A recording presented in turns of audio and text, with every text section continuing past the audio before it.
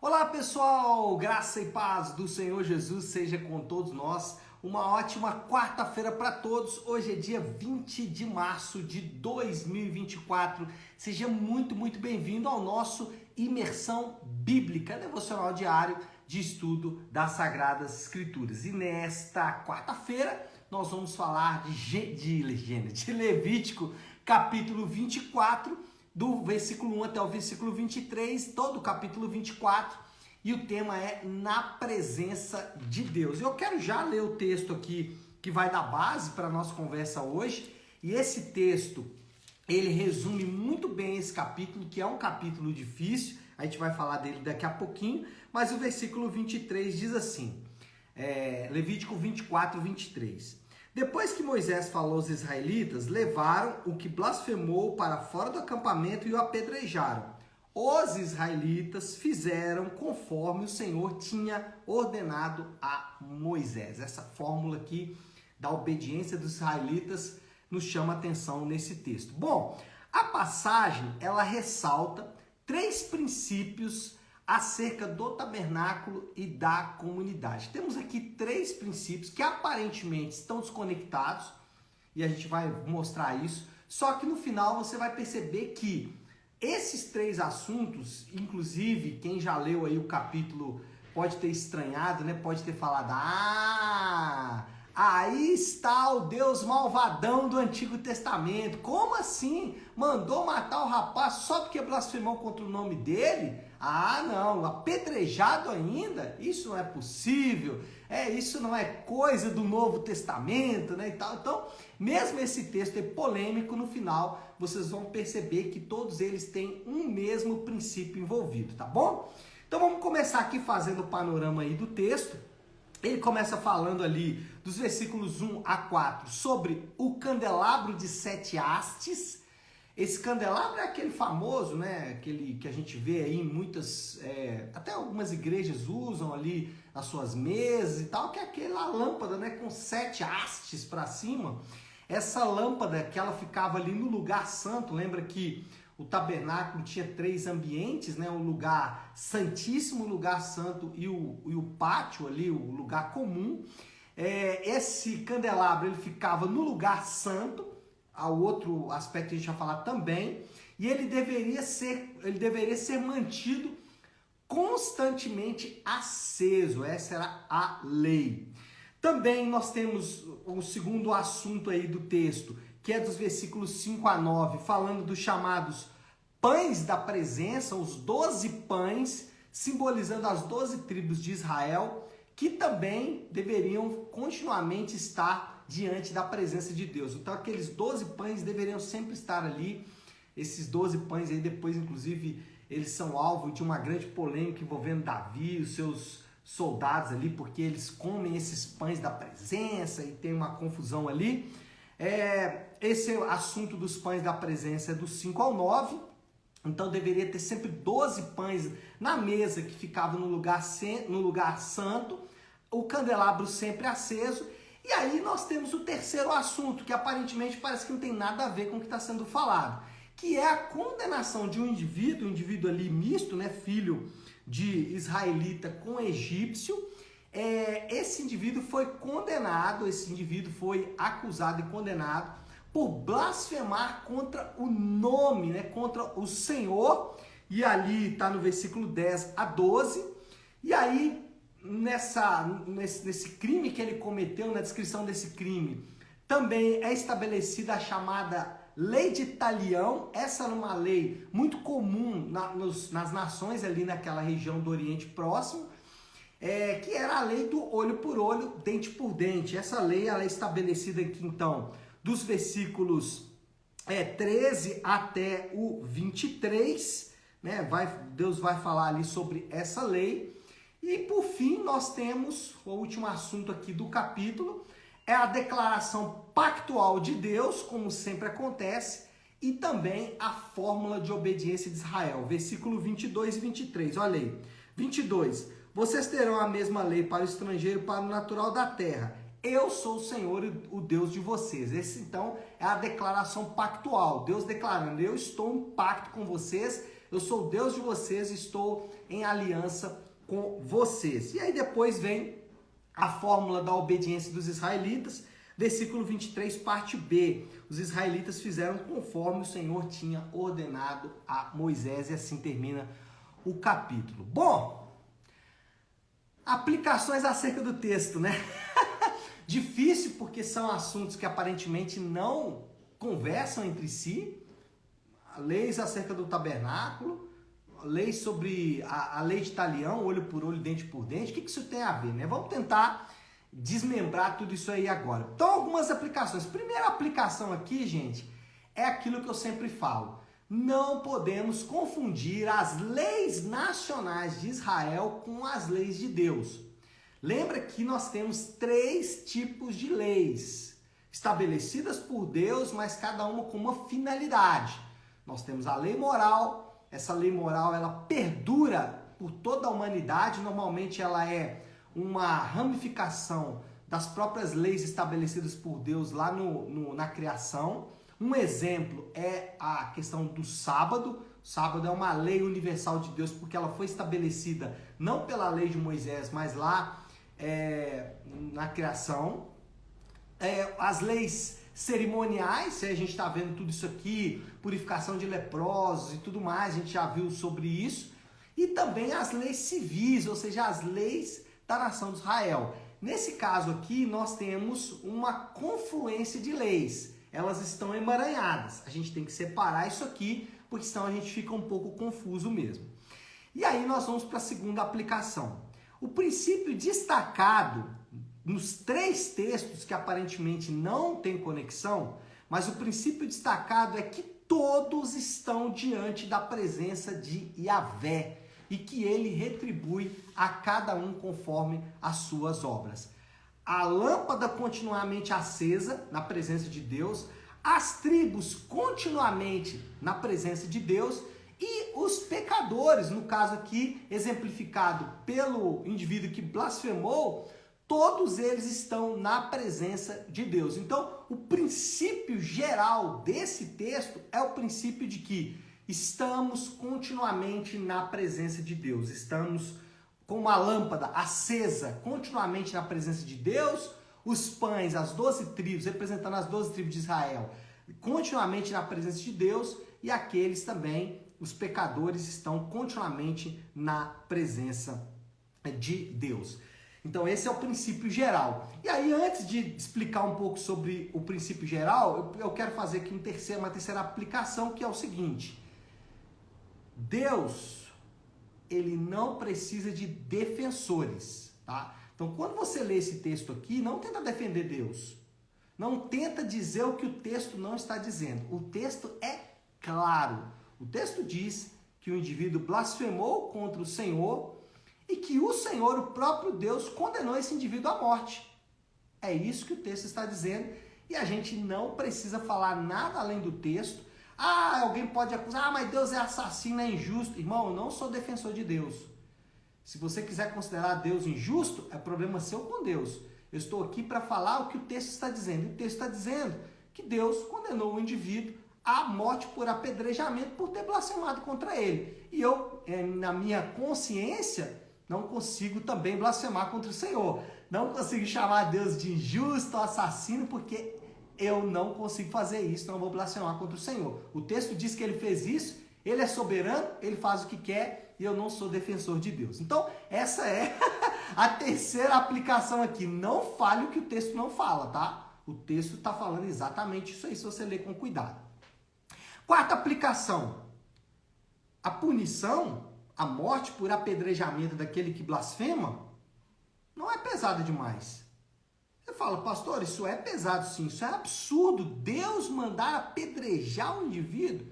Irmãos, se você acha a fala aqui de Moisés pesada, então vamos ver aqui o que Paulo fala. Vamos lá para Romanos, capítulo 6, versículo 23. É um texto que todo mundo conhece. Sabe o que Paulo fala em Romanos, Novo Testamento, depois de Jesus, tá? Jesus já veio, né? Para muitos implantou a religião do amor, né? O que assusta muita gente. Então vamos ver o que Paulo fala? Romanos 6, 23. Porque o salário do pecado é a morte. E aí? A punição não é demasiadamente pesada. A previsão da morte em caso de pecado continua valendo.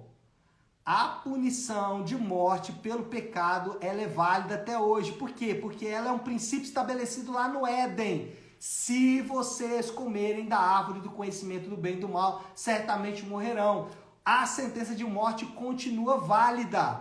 Não foi anulada por Deus. Pastor, mas continua lendo o texto aí de Romanos capítulo 6. Vou continuar porque ele é importante. Olha só o que o texto diz. Porque o salário do pecado é a morte, mas o dom gratuito de Deus é a vida eterna em Cristo Jesus, nosso Senhor. E essa é a boa notícia. Isso é evangelho. Evangelho é a boa notícia de como Cristo, por meio da sua morte, nos livrou da nossa condenação. Aqui está o evangelho. Porque o dom gratuito de Deus é a vida eterna em Cristo Jesus. Então, sabe o que nós temos aqui como quinta aplicação desse texto? É que para todos os que se arrependem dos seus pecados, o Senhor promete o dom da vida eterna. Esse é o princípio que está estabelecido aqui em Levítico. Levítico 24 não está simplesmente estabelecendo o princípio de que quem blasfemar vai morrer. Ele está estabelecendo, ou ele está lembrando que a sentença de morte para todos aqueles que pecam continua válida. Mas para aqueles que se arrependem, eu sou o Deus do pacto. Lembra que ele fala aqui? Eu sou o teu Deus, eu sou o Deus de vocês, eu sou o Deus do pacto. Para todos aqueles que se arrependem, tem perdão de Deus disponível. E o que Paulo fala em Romanos é a mesma coisa que está estabelecida aqui em Levítico. O texto não fala isso, lembra que eu disse agora há pouco? Que nós não podemos falar o que o texto não fala? Mas será que se esse indivíduo que blasfemou tivesse arrependido, será que o posicionamento de Deus seria o mesmo? Não sei, estou especulando apenas. Como eu disse, o texto não fala isso. Mas à luz do ensino de Paulo em Romanos 6:23, nós podemos afirmar que assim como aconteceu aqui em Levítico 24, onde o indivíduo que pecou teve a sua condenação por parte de Deus ele foi justamente condenado por parte de Deus por causa do seu crime, nós também podemos afirmar que todos aqueles que se arrependem encontrarão o dom gratuito de Deus, que é a vida eterna. Então, para todos que pecaram, a promessa continua a mesma, o dom da vida eterna. Agora, veja bem, nós não podemos desconectar um princípio do outro. O segundo princípio, qual o segundo princípio aqui de Romanos capítulo 6, versículo 23? É que o dom gratuito de Deus, ele nos oferece vida eterna, ou para usar aqui a expressão, o dom gratuito de Deus é a vida eterna em Cristo Jesus, nosso Senhor. Esse princípio, ele está conectado ao princípio anterior. O salário do pecado é a morte. Então, um princípio está conectado ao outro, eu não posso desconectar um do outro. Eu não posso olhar para Levítico e falar, esse aqui era um Deus, e olhar para Romanos capítulo 6, versículo 23 e falar, é outro Deus. Não, é o mesmo Deus.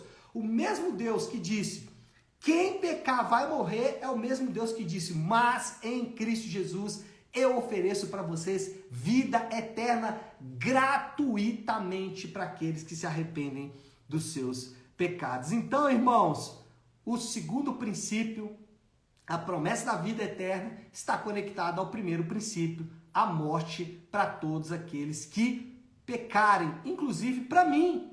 Eu também estou debaixo de uma sentença de morte. Essa sentença de morte foi anulada pelo Senhor Jesus Cristo por causa da fé e do arrependimento. Se não for ao Senhor, a minha condenação eterna já estaria determinada por Deus. E aí, eu entro aqui na sétima aplicação. Você pode estar achando isso que eu falei muito duro, mas deixa eu dizer algo para você. Sabe o que a Bíblia ensina? Que Deus é o Deus de toda a terra. E como Ele é o Deus de toda a terra, Ele é o Deus criador, Ele pode dar ou Ele pode tirar a vida. E isso não faz dele um assassino. Sabe por quê, irmãos? Porque toda a vida pertence essencialmente a Ele. Sabe qual é o problema do assassino? É que ele tira uma vida que não é dele. Ele tira uma vida que não pertence a ele. O Senhor não pode ser acusado de assassinato, sabe por quê? Porque Deus não está fazendo nada que não seja dele mesmo. Veja bem, olha isso aqui. Algumas pessoas dizem assim, como Deus pode descumprir uma lei que é dele mesmo? Só que a lei de Deus estabelecida para os homens, ela é estabelecida para aqueles que não são donos de nada. Então eu não posso tirar uma vida, sabe por quê? Porque eu não dei essa vida. Mas Yahvé é o Deus que dá a vida. Tudo na criação tem um selo. Sabe qual é o selo? Pertence ao Senhor. Ele pode fazer o que quiser desta pessoa. Sétima aplicação então é essa. Ele é o Deus de toda a terra. E o fato dele poder dar ou tirar a vida não faz dele um assassino. Pelo contrário, ele é o pertencente, ele é o dono de toda a vida. E ele pode fazer com essa vida o que ele bem quiser. Agora, sobre a lei de talião, olho por olho, dente por dente, Jesus, ele advertiu os israelitas, e essa é a nossa oitava aplicação. Jesus advertiu os israelitas quanto à utilização incorreta da lei de Moisés. Os israelitas começaram a usar essa lei de maneira errada. Eles começaram a usar a lei não como justiça, mas como vingança. Então eles começaram a ser seletivos em relação à aplicação da lei. Eles começaram quando alguém era o inimigo deles, eles aplicavam a lei. Quando não era um inimigo deles, eles não aplicavam a lei. E aí Jesus advertiu esses indivíduos lá em Mateus capítulo 5, versículo 38 a 39. Olha só, preste atenção e interprete corretamente esse texto. Ele diz assim: vocês ouviram o que foi dito, olho por olho, dente por dente. Mas eu digo, não resistam ao perverso. Se alguém ferir na face direita, ofereça-lhe também a outra. Veja bem, Jesus não disse que a lei não era válida. Ele simplesmente ordenou a aplicação correta. A aplicação não deve ser feita em caso de vingança. Em casos de vingança, essa lei ela não vai funcionar. E aí eu vou mostrar aqui a nossa nona aplicação. Moisés, ele aguardou a sentença de Deus. Qual era o problema dos israelitas? É que eles estavam fazendo por vontade própria e não de acordo com a vontade de Deus. Moisés, ele aguardou o que Deus tinha para o blasfemador. Talvez aguardando também o arrependimento desse blasfemador, nós não sabemos, mas olha aí o que Moisés fez, versículo 12, Levítico 24, 12. Deixaram-no preso até que a vontade do Senhor lhes fosse declarada. Então, Moisés não agiu com vingança. Moisés aguardou a justiça de Deus.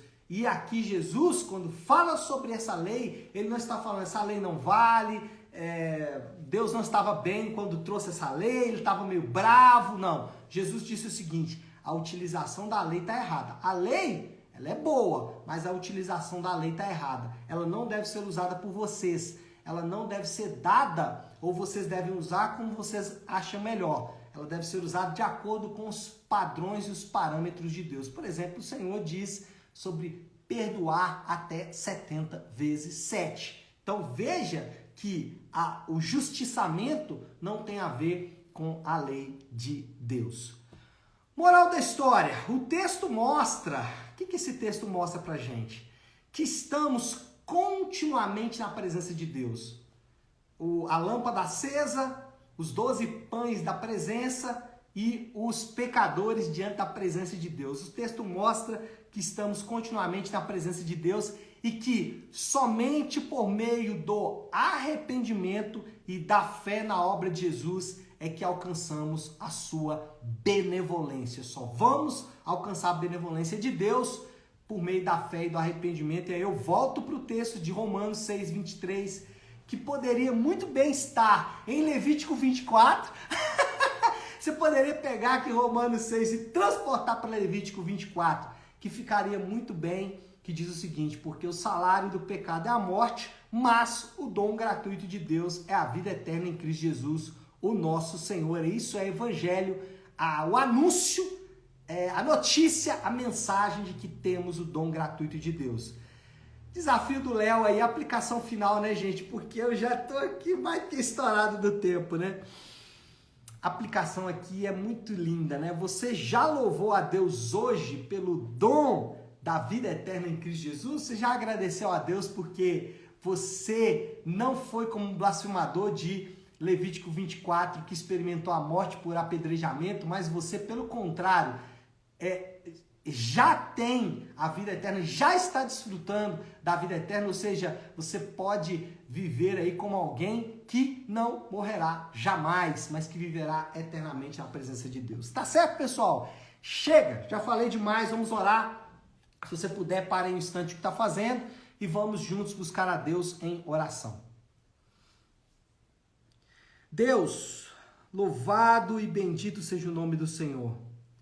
Pai, a tua palavra, ela é clara. O Senhor é o único que tem o poder da vida e da morte em suas mãos. O Senhor é aquele que pode e justamente condena os pecadores à morte. O Senhor é aquele que justamente diz que o salário do pecado é a morte. Mas o Senhor também é aquele que nos manda uma boa mensagem, nos manda uma boa notícia, nos manda a sua mensagem, dizendo, mas o dom gratuito é a vida eterna em Cristo Jesus. Pai, admitimos para nossa vergonha que continuamos blasfemando o nome do Senhor com os nossos pecados, mas também, Senhor, confiamos, por meio da fé e do arrependimento, confiamos que a obra de Jesus Cristo ela é suficiente para transformar um blasfemador em alguém que alcançou a benevolência do Senhor. Louvado e bendito seja o nome do Senhor. Quem faria tal obra? Só o Senhor pode fazer essas coisas. Por isso aqui, diante do Senhor, de joelhos diante do Senhor, é que nós louvamos e agradecemos ao Senhor. Que mensagem para começar a nossa quarta-feira. A mensagem de que recebemos a benevolência de Deus. Obrigado, Senhor, por essa mensagem. Assim oramos em nome de Jesus. Amém. Amém, pessoal? Bom, então é isso. Nós vamos ficando por aqui. Que Deus te abençoe. Uma excelente quarta-feira para todos. Fiquem com Deus.